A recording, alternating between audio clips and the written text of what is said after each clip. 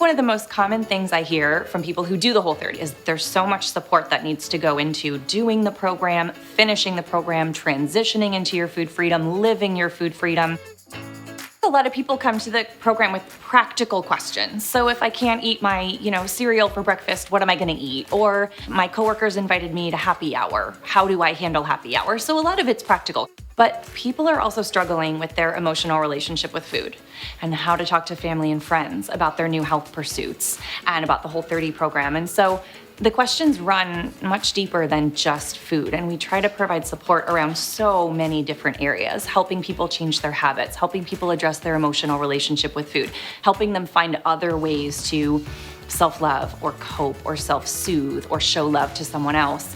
And so, I almost wish that I was a psychologist instead of a sports nutritionist, because I think there's so much psychology and so much kind of emotional support that you need to provide during something like the Whole30, which can be really hard.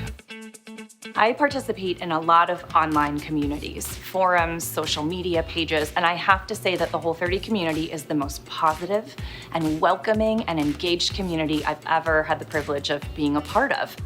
We live on Instagram, we're on Facebook, we're tweeting, we're on the free Whole30 forum, connecting with other Whole30ers. Maybe you're doing the Whole30 by yourself, you're not doing it with friends and family, or as part of a gym or a church group. Or you've done the Whole30, but you want to stay connected to your growth mindset and your healthy habits. You need accountability, you need support, you need motivation, you need someone to answer, can I have kombucha? Like in the moment, you don't have time to wait, to get home to consult your Whole30 book. So finding that social support online can be incredibly helpful to help you stay connected to the process, and can even make the difference between sticking out your commitment and caving in the pressure of a bad day or an emotional moment. Stay connected to the process. The Whole30 Day by Day book is exactly designed to do that, to help you stay connected every single day of your Whole30. How are you feeling? What are you seeing? What are some of the challenges you're facing? What went well today? What could you do differently tomorrow to make tomorrow a better day? How do you compare your energy today to your energy 10 days ago?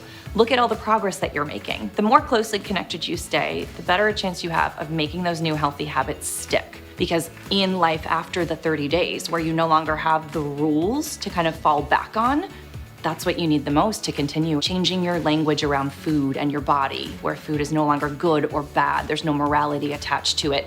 Changing your diet mentality, that the Whole30 isn't a diet, it's not deprivation, it's not restriction, it's not about weight loss. It profoundly transforms who you are and how you think about food and how you think about your body and your emotional relationship with food, to the degree that if you stay connected to the process and you stay connected to your growth mindset and you admit when your habits are starting to slip and you come back to the Whole30 as a reset if you need it, you can literally continue building on for the rest of your life.